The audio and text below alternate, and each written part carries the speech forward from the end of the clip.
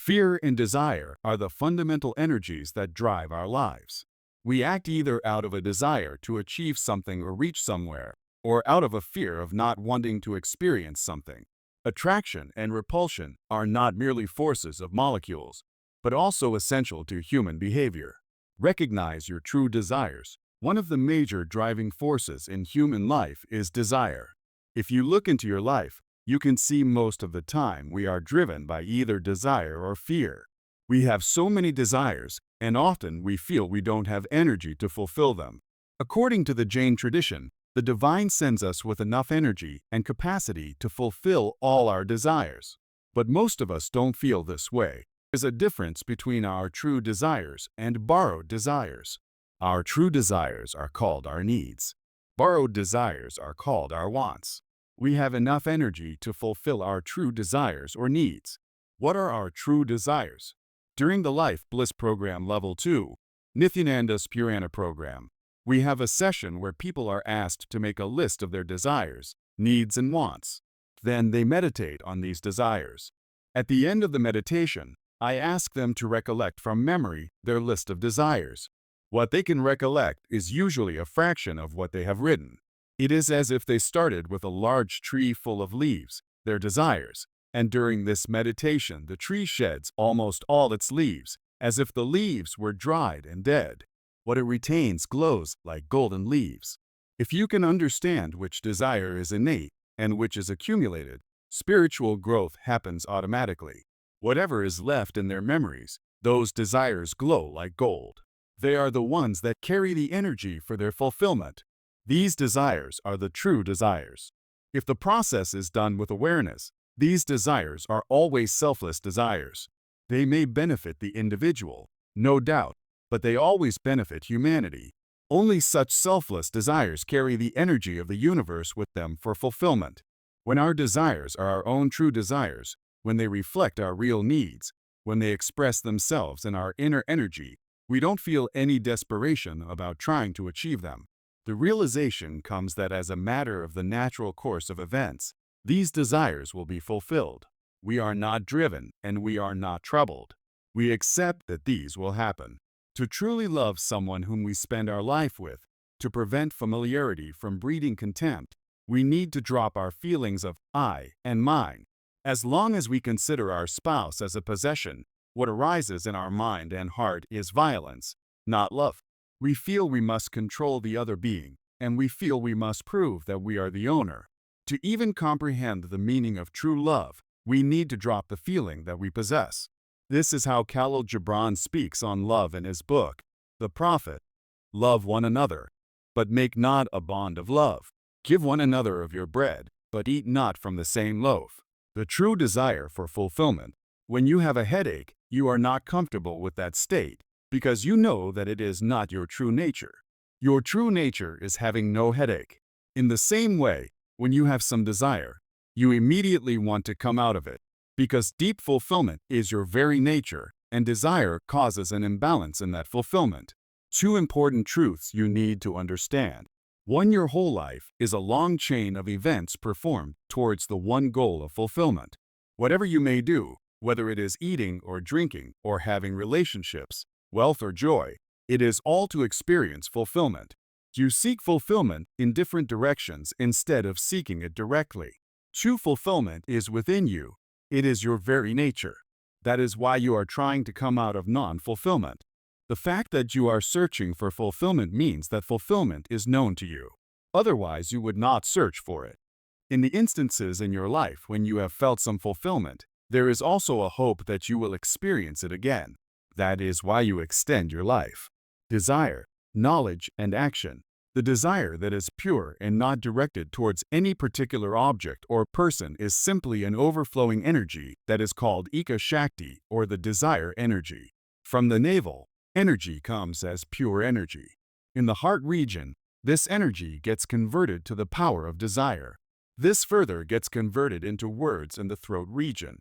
When this energy gets converted into words, it is called Vak, or the speech energy. To give an analogy, The energy that comes from the navel is like loose cotton. The cotton becomes thread in the throat region, or you can imagine it this way. The energy that comes from the navel is like molten iron. The throat is like a forge where the product is formed. The speech energy moves further to the brain. There it stays as knowledge or gets converted into a command.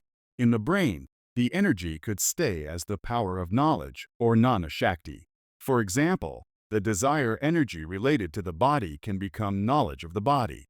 The other option is, the words get converted to a command and get executed as well. The command goes to the entire body and moves you. This is called the power of action or Kriya Shakti. For example, the desire energy related to your body can express as the power of action like moving your body. Pure Ika Shakti or desire energy, which comes from your being, gets converted to Jnana Shakti or the power of knowledge and Kriya Shakti or the power of action. If the energy is not processed and channeled properly, the knowledge and action become disconnected from the power of the pure desire energy. The knowledge and action should be in tune with the desire energy.